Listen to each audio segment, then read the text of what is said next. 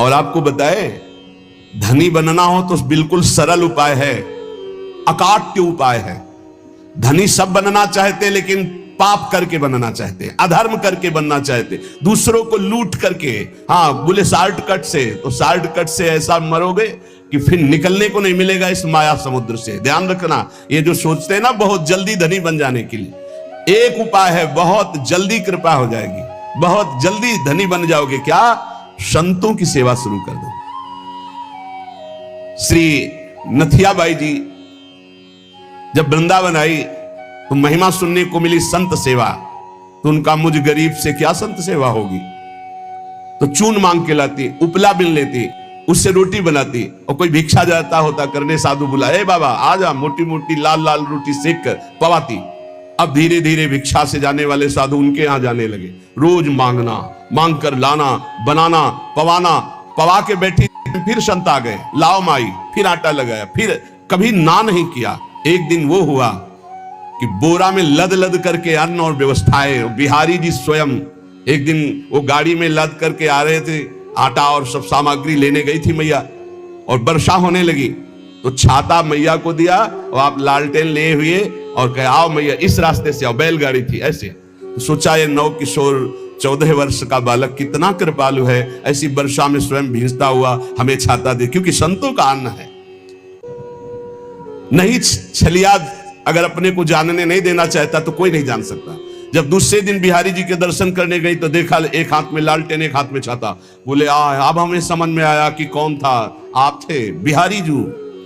श्री महामहिम परम भागवत सुदामा दास जी महाराज बिल्कुल इसी पद्धति से संत सेवा शुरू की थी। गौओं के उपले बिन कर लाना और आटा मांगकर संतों को रोटी बनाना और पवाना, और आज सैकड़ों संतों का रोज प्रसाद होता है। तब से लेकर अभी तक रोज संत सेवा, सैकड़ों संतों के आसन लगे हुए, सैकड़ों संतों को भोग प्रसाद पवाया जाता है।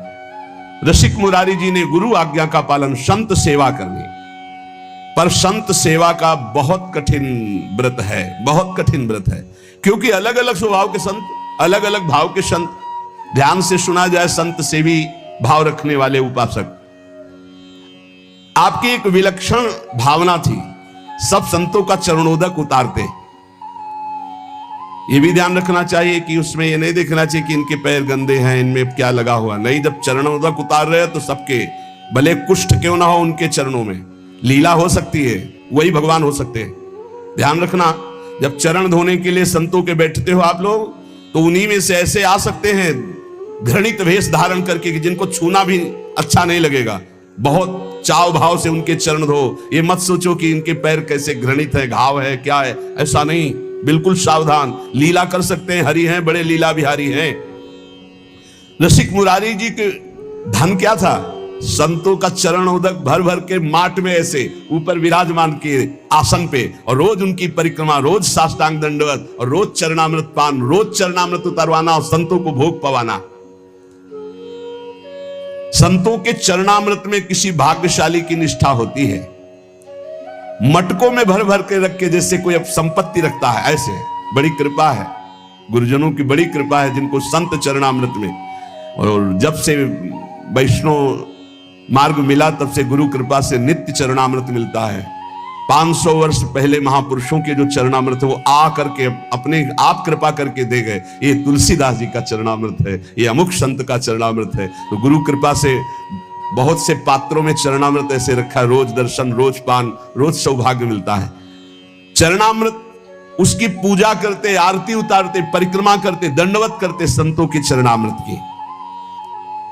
चरणामृत की निष्ठा, जबान में सबसे पहले चरणामृत। कई बार ये लीला होती, वहां अलग चरणामृत, यहां अलग चरणामृत रखा, पहले चरणामृत, फिर जो कुछ बाल भोग जो भी मिले, पहले चरणामृत, भोजन तो पहले चरणामृत। चरणामृत की निष्ठा होनी चाहिए, ऐसा नहीं कि भोजन देखा टूट पड़े। श्रीधर बाबा जी की हमने निष्ठा देखी, अगर चरणामृत बोले बाबा चरणामृत तो संपन्न हो गया, तो फिर प्रसाद नहीं पाते, फिर दूसरे दिन चरणामृत जब मिलेगा तभी प्रसाद पाएंगे। बड़ी निष्ठा होनी चाहिए चरणामृत में, संत चरणामृत में। कभी कभी विचित्र लीला हुई, संत चरणामृत उतारा गया और 4 दिन के बाद दुर्गंध प्रकट हो गई। अब इतनी कीमती चीज कैसे फैला दे? तब फिर आया कि उसको ढक्कन खोल के रख दो 10 दिन, अपने आप सब खत्म और निर्मल। ऐसा कभी चरणामृत हो तो फेंकना नहीं, उसको बड़े ढक्कन वाले में ऐसे पात्र में रख के ढक्कन खोल के ऊपर से महीन कपड़ा रखकर छोड़ दो। वो 10-15 दिन में एकदम बहुत स्वादिष्ट और उसकी दुर्गंध खत्म हो जाएगी। लीलाएं होती है, उसको दुर्गंध समझ के फेंक मत देना। वैष्णव जनों की ये निष्ठा होती है, चरणामृत से बहुत दिव्यताएं प्राप्त हो जाती, बहुत दिव्यताएं प्राप्त होती है। यदि साधु सेवा नियम पूर्वक, दैन्यता पूर्वक, भाव पूर्वक की जाए तो भगवान संतों की जिह्वा से ही प्रसाद पाते हैं। स्वाद ले लेकर संतों की जिह्वा से पाते हैं। संतों का चरणामृत उतारा जाए, संतों की आरती की जाए, संतों को प्रसाद पवाया जाए तो भगवान बहुत जल्दी प्रसन्न हो जाते हैं। गुरु आज्ञा श्री रसिक मुरारी जी ने संत सेवा का बड़ा ही विस्तार किया। रोज संतों का निमंत्रण। जब तक गुरु वचनों पर विश्वास नहीं होता तब तक बल नहीं आता अध्यात्म का। आपके हृदय में संत वैष्णवों के प्रति अपार सुख देने की भावना आ गई, क्योंकि गुरुदेव ने कहा संत सेवा में ही भगवान की प्राप्ति होगी। श्री प्रियादास जी कह रहे कि रसिक मुरारी जी की संत सेवा की महिमा का वर्णन या संतों के प्रतिभाव का वर्णन एक जिह्वा में कैसे करूं, मतलब इतनी अपार संत सेवा की भावना। मेरी बुद्धि थकित हो जाती इनकी महिमा देख करके संत सेवा की।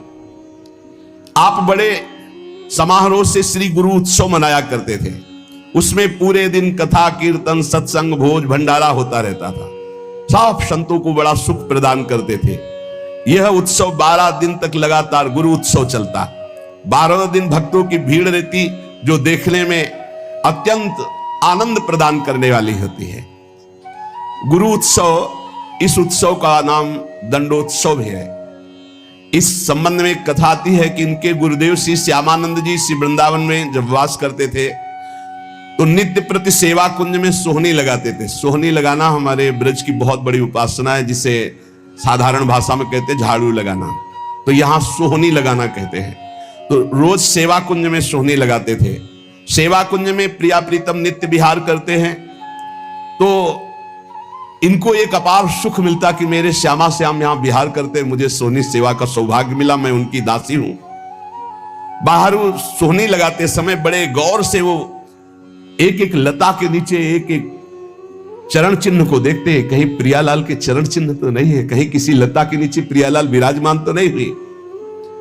प्रियालाल के चरण चिन्हों के कभी कभी उनको दर्शन हो जाते तो बड़े भाव में मगन हो जाते। कभी कभी युगल चरणारविंद के दर्शन होते। कैसे पहचान होती कि प्रियालाल के चरण चिन्ह? क्योंकि प्रियालाल के चरण में 19 चिन्ह हैं, चरण चिन्ह। सबके साधारण चरण ऐसे, प्रियालाल के चरणों में चरण चिन्ह है।